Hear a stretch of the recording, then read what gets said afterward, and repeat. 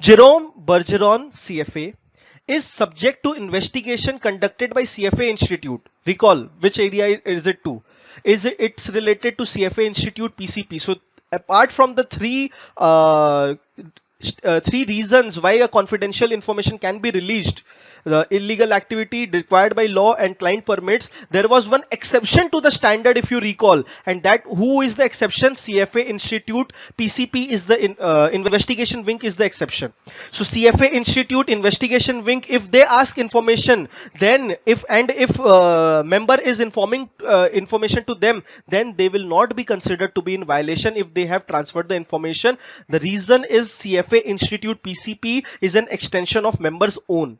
So consider CFA Institute PCP as your own extension, and you are very much allowed to disclose to CFA Institute investigation wing all the personal details or confidential details related to client, okay, as part of investigation.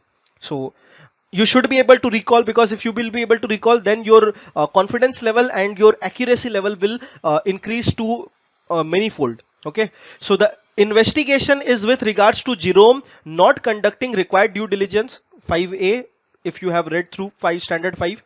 As part of investigation, PCP has requested detailed information with regards to clients' IPS and asset allocation. Are clients' IPS and asset allocation confidential? Definitely they are confidential. Otherwise, what is left which is not confidential? Those are the main things which is confidential.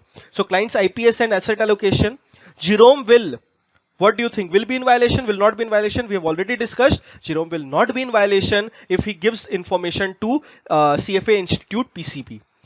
Okay, so not violate the code and standards by revealing his client's IPS, but he should not share asset allocation details. I don't think it's written anywhere that this is IPS is not a confidential thing and asset allocation is confidential. I think both falls under confidentiality. A is incorrect. Violate the code and standards by cooperating with CFA Institute PCP, as the requested information is confidential and should not be shared with anyone except with explicit permission of client. I think B is incorrect, because CFA Institute is the only exception. Not violate the code and standards by revealing both his client's IPS and asset allocation details. C is the correct option.